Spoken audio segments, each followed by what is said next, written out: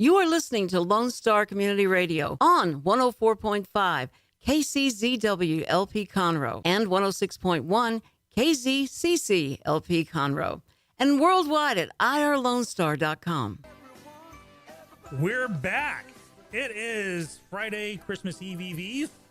It's 10:31 a.m. And what's the temperature out there? Hold on, let's do a quick weather report. It is 73 degrees. Got another 4 degrees before we hit our high, and but it's gonna crank down to the 40s tonight, Dick. I'm feeling good about that. That way, Mrs. Skippy won't keep on cracking on the air conditioner like she does every night. My wife tends to cover up with the blankets and then crank the AC. Well, in reverse order, she cranks the AC down to 40 and then loads up with blankets, which means I get to freeze to death. But it's more than just Dick and Skippy in the studio. We've got Mr. Terrence Lee Boggs, who's a candidate for the Republican chair. Welcome to the studio. Hey, thank you, and Merry Christmas, by the way. Merry Christmas to you, too, by the way. We were so busy kind of pre-talking off the air, I didn't get a chance to say that to you. Appreciate that. So, first off, Dick and I have been coming up with all kinds of wild suppositions, so you got to set us straight. Talk to us. What is the chair? What's the position? The county chair is basically the person who is the head of the party. It's like, well, when you talk about the president, you say he's the head of the Democratic Party, the face that people see. That's kind of what the county chair is. There's a person who's there that, in one sense, is the face for the party, is the face of the party, is the person that if the national media wants to talk about the state of the Montgomery County Republican Party, they're going to go to the chair. Okay. That's cool. And so so this is a county-wide position then? Yes, so this would be for is. all of Montgomery County? Absolutely. Awesome. Now, because I keep on hearing about precinct chairs, and I know obviously, do we know roughly how many precincts there are in Montgomery County? I believe we're up to, they just added 8 new, and so we're right around 98. Whoa. And it keeps changing. Now, that, it wasn't that long ago, 40 years ago, there were only 11. But we are the fastest growing. Conroe itself is the fastest growing county in the U.S. As the population increases, they add more chairs, and that's what's happening right now. Wow. So how did you get in this gig? Did you just wake up one Tuesday morning and say, I want to be the Republican chair, county chair? How does that work? I actually had other chairs come to me and ask for me to run. Really? And then somebody who's currently running an election, I got a phone call saying, I want you to consider running. I'll be honest, it's not something normally you'd wake up and say, oh, I want to be. Honestly, when I looked at it, I said, okay, there are people saying you should run. I've got a call from somebody who's currently running themselves. And I looked at it and said, yeah, that's something I'd like to do, mostly because I want to serve the party. I want to do whatever I can to help the party. And when I looked at that opportunity, I said, yes, I can bring some things to the table that would help the party. Awesome. So what are the actual...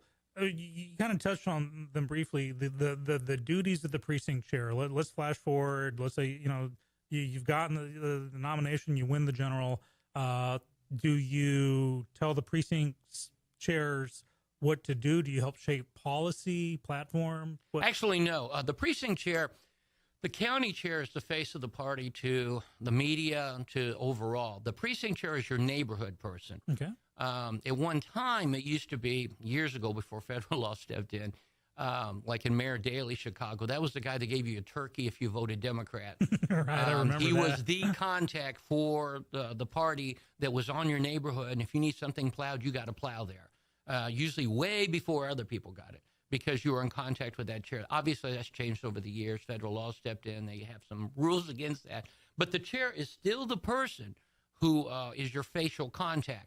Hopefully he's sending out newsletters and letting you know how things are going on in your neighborhood politically, what forums you might want to go to, who's speaking in your area that you can go listen to, especially if they're running for office. They're the person who's hopefully phone calling you and saying, hey, elections are going to be moved to a new location. Here's where it is. And more importantly, when the party meets, which happens every quarter in Montgomery County, those chairs come together and say, here's what my area wants to see. And they represent you at a higher level so that we can develop. Now, the platform itself is developed in what's called a precinct convention, which happens the night of the election. That's when people come to the precinct when the doors close, sit down. And if you want something changed in a party platform, you can submit a new item. And basically, it starts at the precinct level. Then when the county convention meets, it's forwarded up and a committee sits down and looks over it. If they looks really good as something that maybe the party should adopt, and then goes to the state convention, and that's where we vote on as a body statewide to say, yeah, that's something that really should be on the platform. So the platform is a bottom-up platform. It starts at the precinct and goes all the way to the state. Wow. So that sounds a little different. Usually you think, the muckety mucks at the top of the party would be saying this is how it's going to be, and it kind of filters down. So one question I had, so we have 90 something precincts here. Are the chairs for that, are they like elected? Is this an elected position? Absolutely. So there are like 90 some guys running right now? Yeah, absolutely. Every 2 years, everyone's back on the ballot, which means this ballot is going to be unusually long. My position will actually be the last name on the ballot because, oddly enough, the county chair is the last people voted on. So you have to scroll down to the bottom if you like who I am and vote for me, but I'm going to be the last name. It's after all the judges, the commissioners, everything else. It's which is ironic. It's the position that helps coordinate the party, but it's the last name on the. I guess it's a servant mentality. That's funny. Well, yeah, you should change your tagline to last on the ballot, first in your heart, something like that. Oh, I like that. Yeah, Thank you. I'll take that one. You take that and run with it all you want. That's great. So talk to me about day job, because I mean, is county chair, is that a full-time gig or? No. An awful lot of the positions within the party are actually free. What I mean by that, even those who work in Austin as senators and reps and things like that get paid extremely low.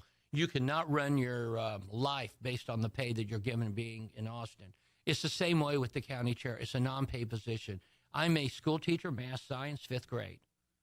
Awesome. Which is one of the reasons why I'm running, is that I know how to communicate to the generation coming up, and I've been doing it for quite a few years, about 15 years now. Wow. So with talking to like younger generations, what's the importance of technology? Because earlier you said newsletter. I mean, e-newsletters too? Is there social media presence? Everything. Now, is there currently? The answer is no. Within the county, that's one of the areas that has to be developed. We don't have the social media presence. We don't have the YouTube channel for the party. In fact, if you ask people if they've gotten an email from the party this year encouraging them on certain issues, the answer may be no. That's an area that we need to develop out. Now, in terms of me, I use text messaging every day with the students that I had, the parents. Mm-hmm. If anyone's under 40, they don't answer their emails quickly as they answer a text message. If I send a text, I'll get it within 15 minutes usually, or a phone call. If I send an email, they may wait a day or two because all their friends text them. Right. So that's something you have to understand. Today's generation, for instance, and this is a messaging issue. There was an article that appeared last week that 50% of those in the America under millennials essentially down, essentially believe the socialism is the way to go. Now, when you read that, that's astounding because that means somewhere up the line the messaging has become, that's a good thing, socialism's the way to go, democracy's not working for us. Now, that's a messaging issue. Mm-hmm. But we're talking about millennials down, which is a generation are there YouTube videos that explain our position? Why are we important to vote for? Why should they turn up to vote against certain people who claim to be democratic socialists? All the way down the line, that has to be done through YouTube. It has to be done through Facebook. It has to be through emailing bullet points saying this is why this election's important. And those type of technologies and abilities need to be immediately, because with the problem, how do I put it? Many people in the Democratic Party are not thrilled about the head of the Republican Party currently, and obviously would like to see him removed, starting with school board positions all the way up to have total control and to take back the party for them. We really don't, at least from my perspective, the Republican Party really doesn't want that to happen, and it's only going to happen if we reclaim our youth. That's a great point to have. We had a candidate in the other day. Dick, remind me, Stephen David, right? Yes. And he was running for the Democratic seat for Brady Kevin Brady's against Brady. Spot. And I kind of commented that it seems the Democratic Party historically has been kind of ahead of the curve on reaching the youth.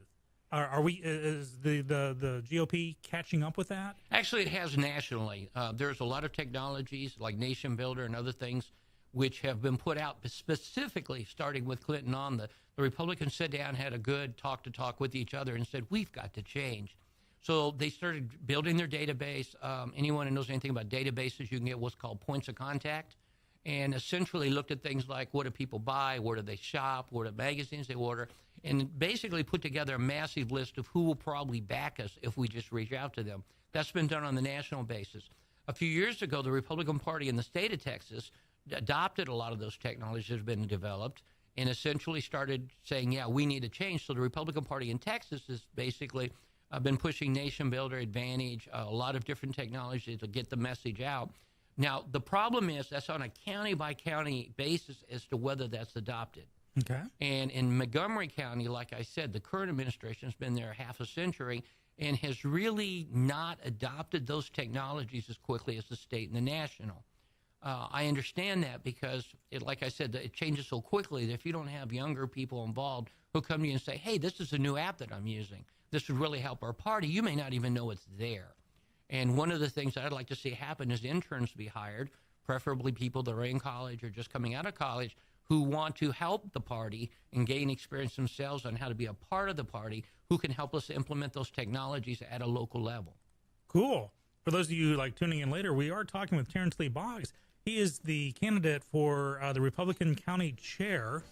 And we're going to go to a quick break real quick. You going to hang around with us for a little bit more? I have nowhere else to go but be with you right now. Awesome. He's going to slum it with us a few more minutes. You're talking to Dick and Skippy and Terrence Lee Boggs on Mornings with Lone Star. We'll be right back.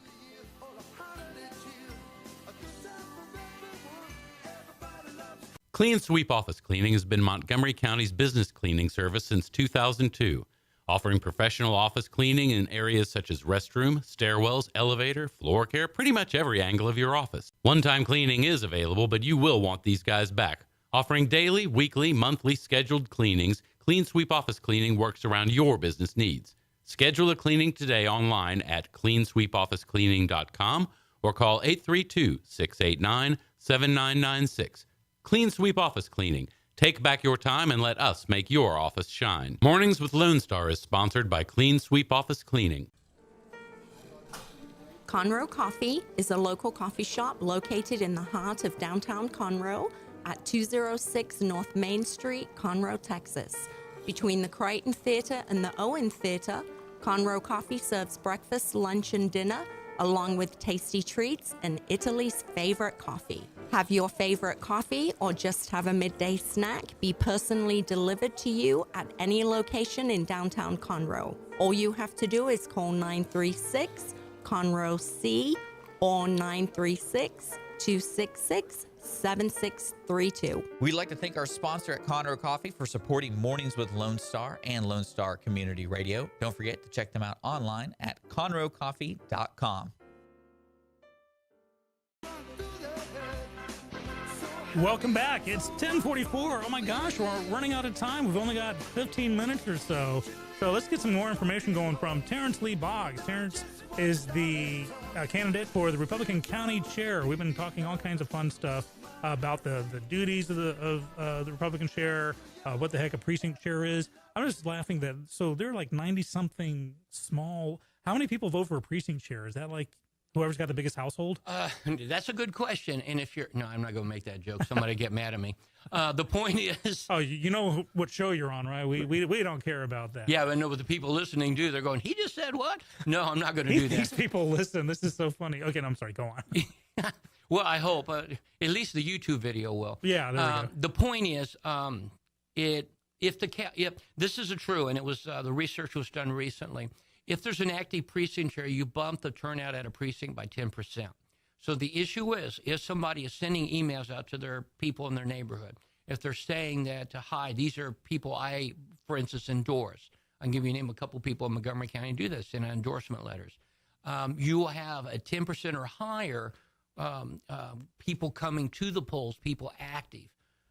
You just have to basically become a focal point in your area to say, I'm the person who will help you understand some of the issues. There's a woman I know that literally holds wine and cheese parties, things like that, brings people over, sets them down, brings in candidates, and that's on our local precinct level and does a wonderful job of getting people involved in the process. Her voting record, when she first started, only 20% of her precinct voted. She's currently up to 80%. She's had a 60% growth in turnout just because she was an active precinct chair. Wow. So that actually makes a huge difference. A fantastic difference. Now, if you have a precinct chair that is not active, just has the name and only, that reduces it down to, like I said, 5% in some cases, a very abysmal turnout.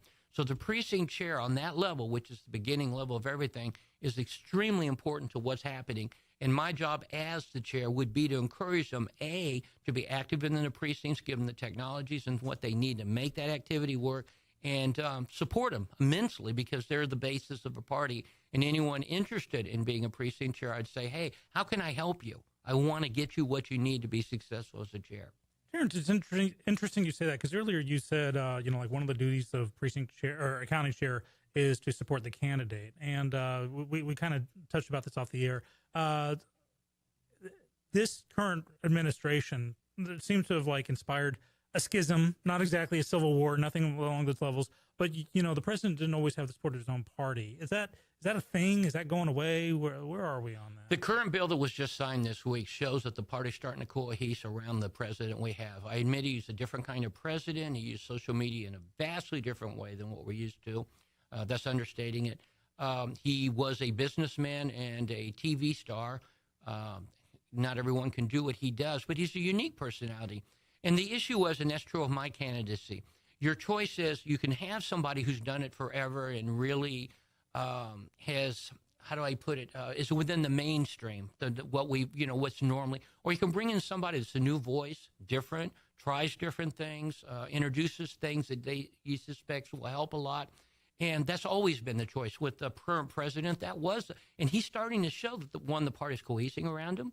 Our base is growing. We just passed a fantastic tax cut for almost 80% of America. And the ones that aren't getting are those who already have money anyway. So as some people said, well, I don't need the money anyway. Well, that's fine. You can donate to the party. You can write a check to the U.S. Treasury. Anytime you want. But essentially, I think that's true of the county chair. That basically you could go with what we've always done, or you can say, hey, it's time to move on. Let's try somebody that's not what's been there for a while. Awesome. Great answer. Thank you. I was wondering about that. So county chair, kind of like some substantial responsibilities there.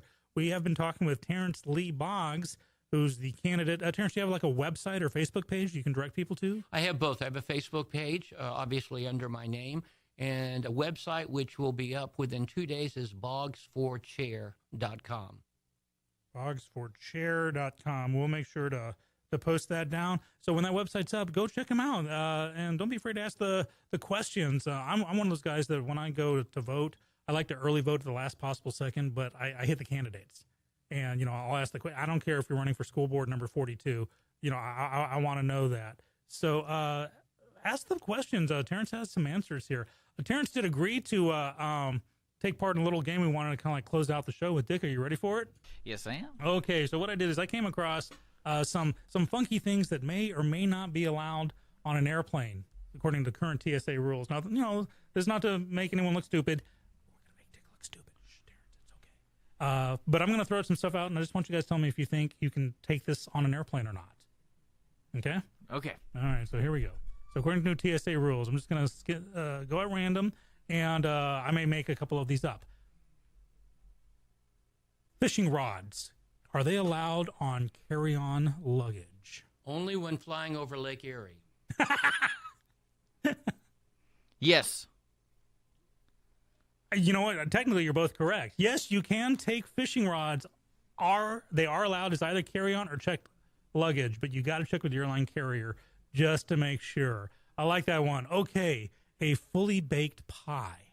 Can you take a fully baked pie on as carry-on? Dick says yes. Terrence is thinking about it. Yes. Okay, you guys aren't like, it's not reflecting my glasses, are you? Because you're both right. You can bring pie or cake through security, although it might require a little additional screening, and we all know that means the TSA agent's going to take a bite out of it. Yes, yeah, they have to taste it, make so, sure it's not poisonous. There you go. Okay, here we go. Brass knuckles. No. No. You are correct. This is a stupid game. Brass. It's stupid. Okay. Challenge me here. Challenge you. You only have a couple more minutes. A lighter. Cigarette lighter. No. Dick says no. No. You're both wrong. Really? Believe it or not, that is a change in the rule. One lighter is approved for carry-on luggage, but 2 lighters or more with fluid must be checked in Department of Transportation approved cases. People traveling with lighters without fluid may bring as many as they want in checked luggage. Ha! Gotcha! Finally with one. What's next? Parachutes. That would be pretty funny. Can you bring a parachute on as a checked? Yes. As a Yes. carry-on. Yes. As a carry-on. You're saying as a carry-on. Depending on which airline, it might be the necessity. Yeah, right. Yes. You're right. You can bring a parachute in your carry-on or checked luggage.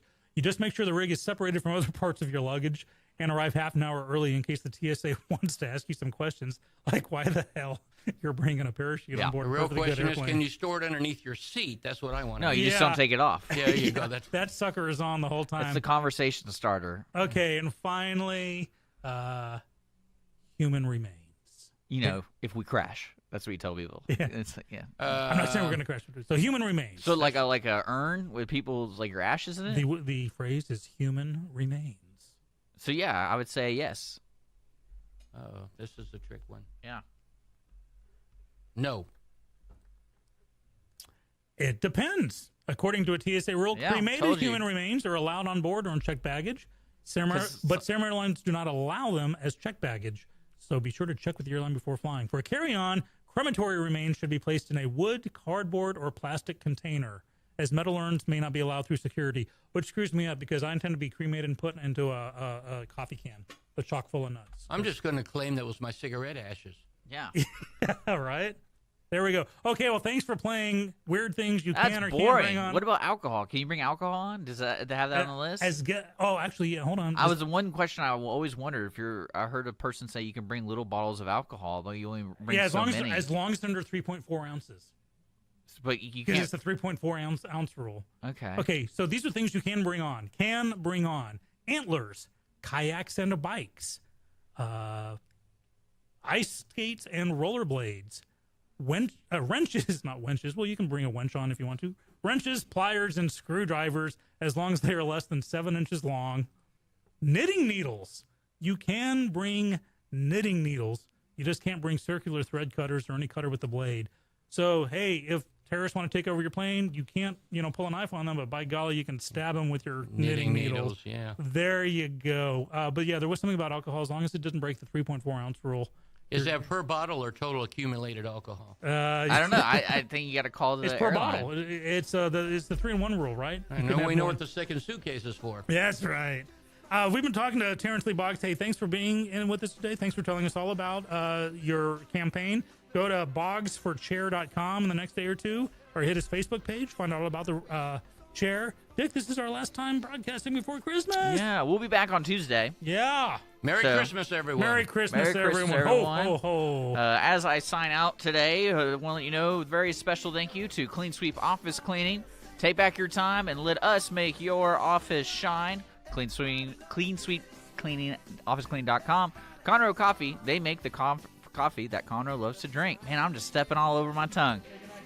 Say goodnight, guys. We'll be back. We podcasted everything today, so if you're just now joining us, the Mornings of Lone Star, check us out on podcasts on iTunes, Google Play, and of course YouTube will be up later in the evening. Outside that, Merry Christmas, everybody. Check out our lineup, irlonestar.com. And also, we'll be back on Tuesday. We'll not be here Monday. We're going to be celebrating Christmas, or going to be too hungry from Christmas Eve. Either or, we're just not going to be here. Merry Christmas, everybody. We'll see you later.